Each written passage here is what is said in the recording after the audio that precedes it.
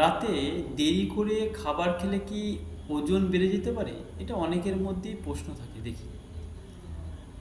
আবার প্রশ্ন থাকে রাতে খাবার ঘুমানোর কতক্ষণ আগে খাওয়া উচিত? কী ধরনের খাবার খাওয়া উচিত স্বাস্থ্য ভালো রাখার জন্য? আজকেই আমার ভিডিওতে এই সমস্ত প্রশ্নগুলোর সহজ উত্তর জেনে নেব। নমস্কার, আমি শিবু দাস। আমার হেলদি ওয়েলনেস সেন্টার ইউটিউব চ্যানেলে আপনাদের সবাইকে স্বাগত। চলুন জেনে নেওয়া যাক প্রথম প্রশ্ন, যে রাতের খাবারের পরিবেশ, রাতের খাবারের ডিজাইন কেমন হওয়া উচিত? অ্যাকচুয়ালি রাতের বেলায় খাবারটা খুব গুরুত্বপূর্ণ দিনের সকালের মতো। রাতের খাবারের প্রথম যেটা আপনাকে করতে হবে, যে আপনাকে প্রোটিন জাতীয় খাবার আপনার রাখতে হবে। দিনের বেলা যেমন প্রোটিন গুরুত্বপূর্ণ, রাতেও তেমনি প্রোটিন গুরুত্বপূর্ণ। তাই প্রোটিন আপনাকে রাতে রাখতে হবে, তবে সেটা অ্যানিমেল প্রোটিন নয়। এইটার উপর গুরুত্ব দিতে হবে, কারণ অ্যানিমেল প্রোটিন ডাইজেস্ট হতে, হজম হতে অনেক সময় লাগে। তাতে করে শরীরের বাকি কাজগুলো ব্যাঘাত ঘটতে পারে।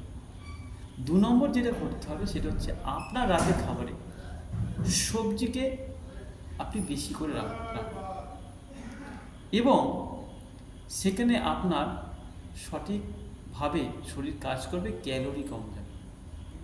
3 নম্বর যেটা হচ্ছে আপনার রাতের খাবারে দেরি করবেন। কারণ একটা কথা ভাবে, আমরা বেশিরভাগ মানুষ মনে করি যে দেরি করে খেলেই আমার রাতে খিদে পাবে না, ঘুম ভেঙে যাবে না। সায়েন্স সে কথা বলে না, বডি সে কথা বলে না।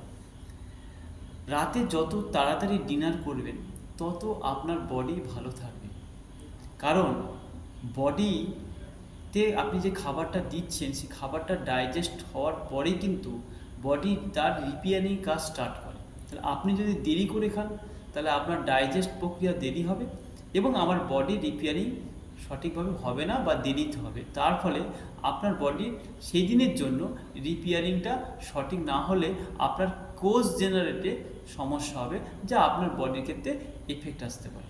তাই আর্লি ডিনার করাটা খুব গুরুত্বপূর্ণ, এটা আপনাকে হ্যাবিটে আনতে হবে। আপনার মধ্যে একটা কথাই মাথায় রাখতে হবে, রাতে হালকা খাবার খাবে। হালকা বলতে কোন খাবার? যে খাবারে ক্যালোরি কম থাকে। হালকা বলতে দেখতে হালকা, ওজনে হালকা নয়। খাবারটার মধ্যে ক্যালোরি কম থাকবে এবং খাবারটা নিউট্রিশন বিষয় পুষ্টি সমৃদ্ধ হবে, সেই সমস্ত হালকা খাবারকে আপনাকে নিতে হবে।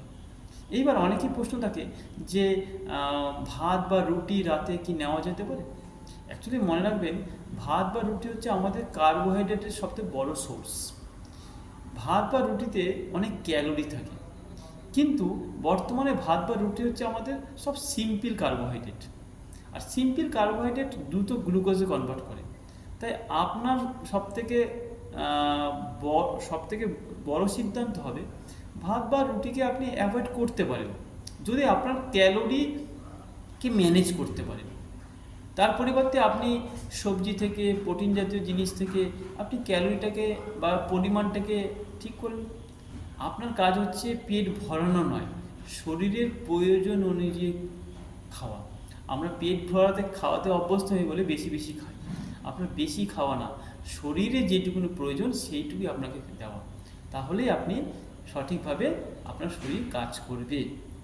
এরপরে আপনাকে যেটা মাথায় রাখতে হবে সেটা হচ্ছে আপনি কোন কোন খাবার রাতে এড়িয়ে যাবেন আপনার শরীরের পক্ষে, যেগুলো ক্ষতিকারক। প্রথম হচ্ছে তেলে ভাজা, মিষ্টি, প্রসেস ফুড, সফট ড্রিঙ্কস, প্রাণীজ প্রোটিন এবং হাই ক্যালোরিযুক্ত খাবার।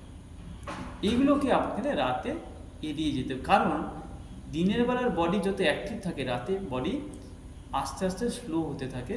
তাই আপনাকেও ভাবতে হবে খাবারটা দিলেই যে শরীর কাজ করে তা নয়, খাবারটাকে ডাইজেস্ট করতে, শরীরকে কাজে লাগাতেও ঠিকমতো শরীরকে ব্যবহার করতে হবে। এইগুলোর ওপর আপনাকে গুরুত্ব দিতে হবে। এরপরে যেটা মনে রাখতে হবে, সেটা সবথেকে বেশি ভুল করি আমরা সারাদিন যা করি খাবার সময় মোবাইল ব্যবহার করা। মাথায় রাখবেন, খাবার সময় কখনোই ভুলে মোবাইল ব্যবহার করবেন না, টিভি দেখবেন না। খাবারকে গুরুত্ব দিন, সময় দিন। কারণ আপনি খাবারও খাচ্ছেন, মোবাইলও দেখছেন বা টিভি দেখছেন, তাহলে আপনার ব্রেন মোবাইল বা টিভির দিকে আপনাকে সিগন্যাল দেবে, খাবারের দিকে নয়। তাতে কী হবে, আপনার ডাইজেস্ট বা খাবারকে অ্যাকসেপ্ট করা আপনার শরীর করবে না, ব্রেন আপনাকে সিগন্যাল দেবে না। এটা আপনাকে মাথায় রাখতে হবে। আপনার এরপরে যেটা করতে হয় সেটা হচ্ছে খাবার পরের খুব কাজটা গুরুত্বপূর্ণ। আমরা প্রায় মানুষকে দেখি দেরি করে খাওয়া অভ্যাস, আবার খাওয়ার পরে সঙ্গে সঙ্গে সেটা শুয়ে পড়ে। মাথায় রাখতে হবে যে যখন আপনি ঘুমানোর কমপক্ষে 3 থেকে 4 ঘন্টা আগে আপনাকে খাবার কমপ্লিট করতে হবে, এবং খাবার 1 ঘন্টা পর আপনাকে জল ইনটেক করতে হবে, এবং সেই জল ইনটেক করার 1 ঘন্টা পর আপনাকে শুতে যেতে হবে। এইভাবে যদি আপনি ডিজাইন করে জীবনটাকে, তাহলে আপনার বডি সঠিক থাকবে, অ্যাক্টিভ থাকবে। খুব তাই গুরুত্বপূর্ণ, খাওয়ার পরেই আপনি ঘুমোতে যাবেন বা শুতে যাবেন না, একটু হাঁটাচলা করুন। আপনার বসবেন না, হাঁটাচলা করুন, বডিটা সঠিক অ্যাক্টিভ থাকবে, কাজ করবে। এদিকে আপনাকে নজর দিতে হবে। তাহলে আপনার কাছে যে চ্যালেঞ্জ কি? চ্যালেঞ্জ অনেকগুলো। প্রথম চ্যালেঞ্জ হচ্ছে অতিরিক্ত খাবেন না, ক্যালোরিকে নজর দিন, উচ্চ ক্যালোরি নেবেন না। আর আপনার খাবারে প্রোটিন ও সবজি রাখুন। এই 3টে চ্যালেঞ্জ আপাতত আপনি নিজেকে ঠিক করুন, চ্যালেঞ্জ নিন। আর একটা কথাই বারবার করে মনে রাখবেন, সুস্থ থাকা মানেই রাতের খাবারকে বাদ দেওয়া না। রাতের খাবার অনেকে বাদ দিয়ে দিই। আপনাকে যেটা করতে হবে, সঠিক খাবার সঠিক পরিমাণে শরীরকে দেওয়াটাই একটা সুস্বাস্থ্য খাদ্যাভ্যাসের একটা সঠিক পদক্ষেপ।